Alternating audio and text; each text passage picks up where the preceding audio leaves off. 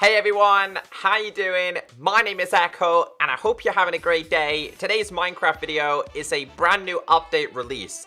Today's update version is for Minecraft Pocket Edition, the Bedrock version. This is the update version 1.14.0, now available for iOS, Android, Windows 10, Xbox, and Switch, and PlayStation 4. Welcome to the Bedrock community. I will leave the official changelog down below in case you guys want to check it out for yourself. But this is a full release. We're no longer in beta. It is said to be the last update of the year, apart from a couple of bug fixes going forward. The background is bees. So I'm doing this on Windows 10. I know it's available on Windows 10. I know it's available on PlayStation. And I know it's available on Xbox. Have not checked iOS and Android. But check your respected stores. It should be available to download. Also, PlayStation players, if you're watching this, because of course betas will be important to you guys now, I have my own official marketplace skin pack. If you guys ever want to check this skin pack out, just type in Echo on the Minecraft marketplace. It's the ECKOSOLDIER onesies in partnership with 57 Digital. We're hoping to release another skin pack. Also, I want to give a big shout out to Jigarbov. He's released an infinite skyblock. This is something I would highly recommend. It is an infinite skyblock, island spawn, non-stop. I will be doing a showcase of this map at some point. So 1.14, better known as the Buzzy Bees updates. There has been a couple of changes to the home screen. Of course, the background. They've done a couple of improvements to the character creator. It loads a lot faster now. So you'll notice that when you go onto like the body, for example, although I don't want to do it with this skin. Let's change skin real quick. We'll go with a brand new one. Character creator. You'll notice that these things will load a lot faster now. Previously, they would take a very, very long time to load. In some cases, they just wouldn't work at all. Also, there was a couple of issues going on with capes. Yeah, they have fixed them again. In some cases, they were disappeared. I also know they've introduced some new items related to the Bees update. It's to do with, I think it's a headwear. I think it's one of these. Yeah, there's one of them. So this is one of them. It's bee antennas. Kind of sucks that they cost 280 Minecraft coins or tokens on the PlayStation version for £1.69. Definitely not worth that price. There was rumors, though, that we did have a new back item inside of here as well. This was meant to be related to bees. However, I was checking this out, and there's nothing related to bees. There is a Nutcracker one, which you really can't see. So, yeah, keep an eye on the marketplace. Hopefully, in the future, they will introduce some more marketplace capes. That being said, though, for the PlayStation community, I was looking for the Founder's cape, because all you have to do is type in Founder. It's not there. Like, I looked for this cape on the PlayStation version. It wasn't there at all.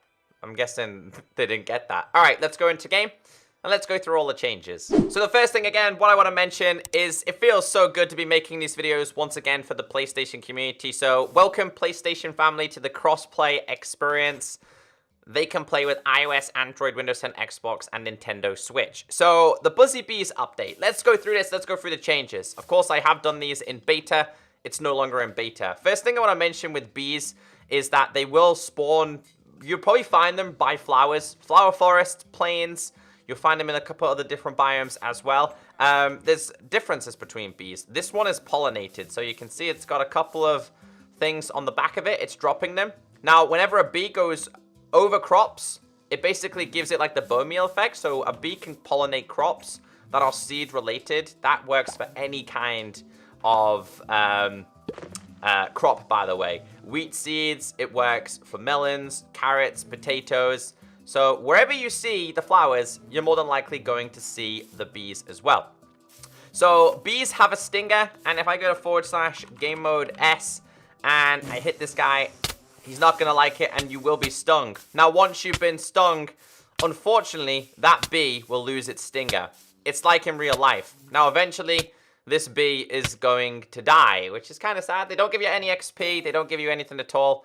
Once they're dead, they poof into existence. So let's go back to game mode C. They're a great introduction to the game, though. You don't need to be killing the bees. They have no benefit in being killed. They are so beneficial to keep alive. So we have here bee's nest, and we have a beehive. A beehive can be crafted. A bee's nest cannot be crafted. These can also be found in flower forests, plains, and sunflower plains. Not entirely sure about existing worlds. You might have to do a little bit of exploring to find these. You might find bees, but you might not necessarily find the bee nest or the hive itself. Two things to remember. If you shear a nest, you'll be given the honeycomb. We'll get into the honeycomb in just a second. Now, the best way to explain this, if you do this and there isn't a campfire under here, the bees will get angry. I didn't do that in survival, so they were not angry. If I was to do this in survival, they still will not get angry as well, because smoke calms down the bees, so I can perfectly harvest this without any bees attacking me, without any issue at all. But if I do it on this one, which we can also do with honey bottles, let's go back to game mode C. We grab ourselves, we need an empty bottle. So two things that you can obtain from nests and hives is honeycomb, but you can also obtain honey. Now, honey is something that's great because it's really good for your saturation. Now, at first, these were, of course, just in one. The way you have water bottles, you can't stack water bottles upright. That was the same with the honey. You are now able to stack these up to 16, which is really good because nobody wanted to be carrying, like, tons and tons of these around. The fact that you can stack them up makes it a lot easier to drink these. Like I said, they're a really, really good food source. Continuing on, we have honeycomb here. Now, a honeycomb can be turned into a honeycomb block. It's simply and pure and simply for decoration purposes. The recipe for this is 4 honeycomb in the crafting recipe in that shape. I think people could come up with a really good design with maybe bathrooms or maybe like a kitchen. But it is simply a decorative block. It's not sticky or anything like that. It's basically hardened honey. So yeah, if you guys want to get yourself honey bottles or you want to get yourself some honeycomb, either or, that is completely up to you. We then get into this, the honey block. This is a new redstone item introduced to the game. Now, this can be obtained via honey bottles because, of course, you can eat them or drink them. Is it classed as drinking or eating them? Either or. You put these inside of here in the formation of 4 bottles will create 1 honey block. Originally on Java, you had to do all of these. They later changed the recipe to make it a little bit more easier to obtain. And I think that's probably the right way to do this. So this thing is sticky. You stick to it. Now you can just about jump, and we'll get into the whole jumping animation in just a second. However, this has been used a lot in parkour maps, and you'll probably start seeing some stuff like this on the marketplace. You stick to it. Not only do you stick to it, but you obviously don't take fall damage. You stick to it. Mobs can stick to it. Enemies can stick to it. A really good thing to mention with this is if an Enderman teleports onto Honey Block, they can't teleport away. Unless that was a bug and it's been fixed recently, they cannot teleport away. So it's a really, really good thing for traps as well.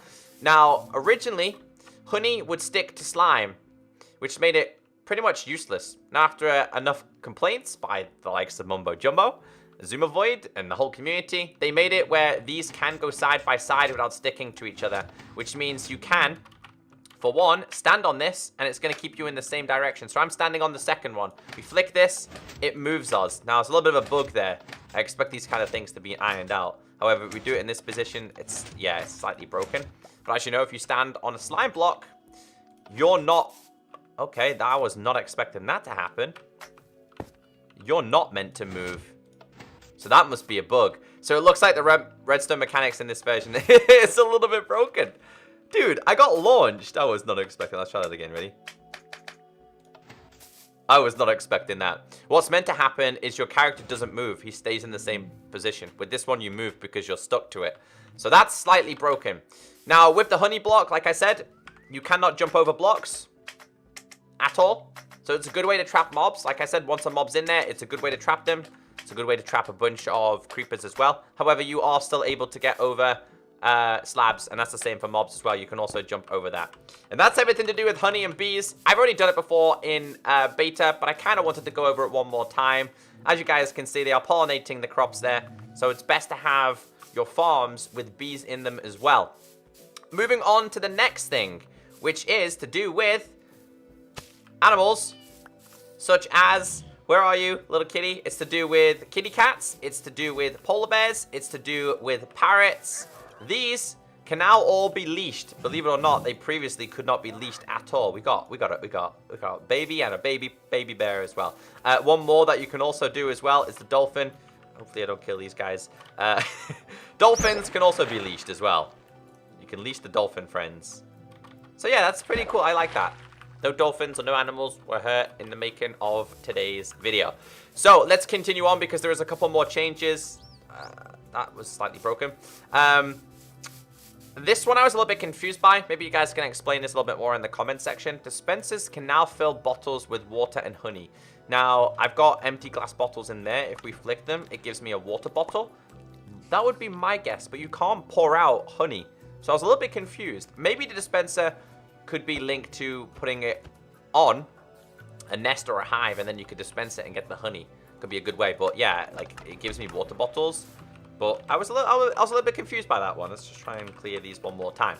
Next one, tweaked XP dropped by animals to match Java edition. Most mobs, animals drop 1 to 3 XP when killed. Dolphins now drop 0 XP because they don't want you to be killing dolphins. Same as bees.